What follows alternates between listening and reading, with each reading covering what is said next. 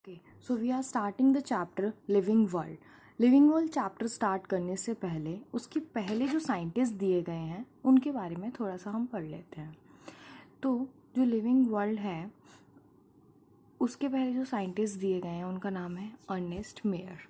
तो Ernest mayor को बोला जाता है the Darwin of 20th century. Actually इस पैराग्राफ में जो भी इम्पॉर्टेंट है, इस पैराग्राफ से क्वेश्चंस पहली बात बनते नहीं हैं, और यदि कुछ क्वेश्चन बनेगा भी तो मैंने जो हाईलाइट किया है उसमें से ही बनेगा.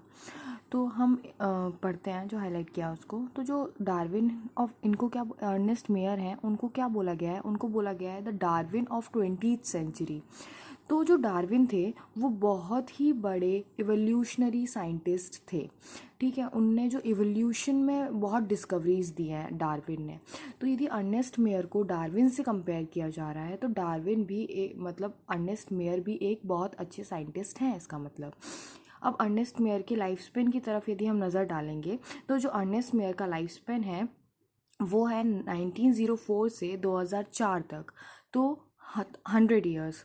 और यदि 100 greatest scientist of all the times, यदि इनकी लिस्ट बनाई जाएगी तो उनमें से Ernest Mayr will be one of them.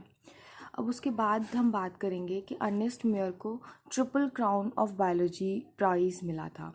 तो जिस भी साइंटिस्ट को the Belgian prize, the international prize और क्रेफूड प्राइज़, ये तीनों प्राइज़, ये तीनों अवार्ड मिलते हैं, तो हम क्या बोलते हैं, उससे हम बोलते हैं कि उस साइंटिस्ट को ट्रिपल क्राउन ऑफ बायोलॉजी मिला है. तो ये अर्नेस्ट मेयर को मिला था. उसके बाद अब हम स्टार्ट करेंगे एक्चुअली चैप्टर को. तो चैप्टर में क्या है, चैप्टर का नाम क्या है? एक्चुअली चैप्टर का नाम है द लिविंग वर्ल्ड, मतलब ज़िंदा चीज़ों की दुनिया. तो एक्चुअली ज़िंदा चीज़ें होती क्या हैं? ऐसे कौन से फीचर्स हैं जो लिविंग को लिविंग बनाते हैं? ऐसे कौन से फीचर्स हैं जो लिविंग को डिफरेंट करते हैं, लिविंग को डिस्टिंग्विश करते हैं नॉन लिविंग से? तो हम उन सब चीज़ों के बारे में पढ़ेंगे. उससे पहले हम पैराग्राफ रीड करते हैं. उसमें क्या है, how wonderful is this living world. The wide range of living type is amazing. The extraordinary habits in which we are finding living organisms. Extraordinary habits मतलब जो कि ordinary नहीं है, जहाँ हम रहना सोच भी नहीं सकते, वहाँ भी हमें living organisms मिलते हैं. तो ये क्या है, वाइड रेंज है, एक बहुत बड़ी रेंज है जहाँ ऑर्गेनिजम्स मिलते हैं. जैसे कि क्या क्या है एग्जांपल्स हम पढ़ते हैं आगे. उसमें है कोल्ड माउंटेन्स, डेसिडियस फॉरेस्ट, घने जंगल, एकदम ठंडे mountains, oceans, fresh water lakes, deserts, hot spring. ये सब हमें स्पीचलेस कर देते हैं. हॉट स्प्रिंग का एक एग्जांपल है थर्मस एक्वाटिकस, जो हम बायोटेक में पढ़ते हैं. पॉलीमराइजेशन में हेल्प करता है ये बैक्टीरिया. तो जो ये बैक्टीरिया जो होता है वो बहुत ही ज़्यादा हाई टेम्परेचर पर सर्वाइव कर जाता है, क्योंकि इस बैक्टीरिया के पास एक एंजाइम होता है, एक स्पेशल एंजाइम होता है जो कि बाकी बैक्टीरिया में नहीं होता है, जिस वजह से ये हॉट टेम्परेचर्स में भी सर्वाइव कर लेता है. आगे पढ़ते हैं. आगे क्या दिया हुआ है, the ecological conflicts and cooperation among members of population and among population of community और even molecular traffic inside a cell makes us deeply reflect on what indeed is life. तो इस लाइन में कम्युनिटी का मतलब सबसे पहले हम जान लेते हैं. कम्युनिटी का मतलब क्या होता है, जब एक ही जगह बहुत सारे लिविंग स्पीशीज़ रह रहे होते हैं और इंटरेक्ट कर रहे होते हैं, इसका मतलब होता है कम्युनिटी.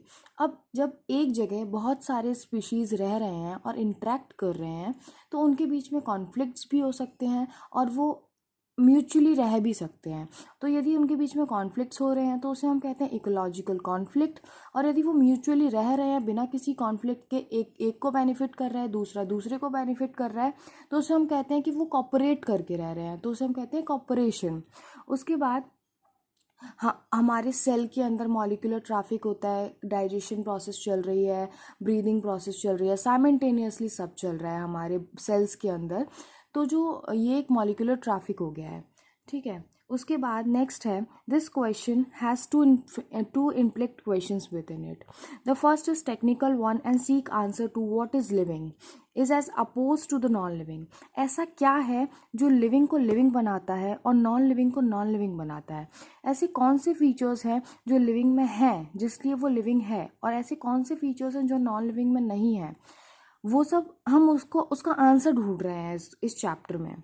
उसके बाद है, और दूसरा है फिलोसफिकल वन, जिसको आंसर चाहिए कि हमारा पर्पस क्या है लाइफ का, हम क्यों जी रहे हैं, मकसद क्या है. ओके तो लेकिन as a scientist we shall not attempt answering the second question. We will try to reflect on what is living. As a scientist हमें second जो क्वेश्चन है which is the purpose of life उसका answer हम नहीं देंगे. We will try to reflect on what is living.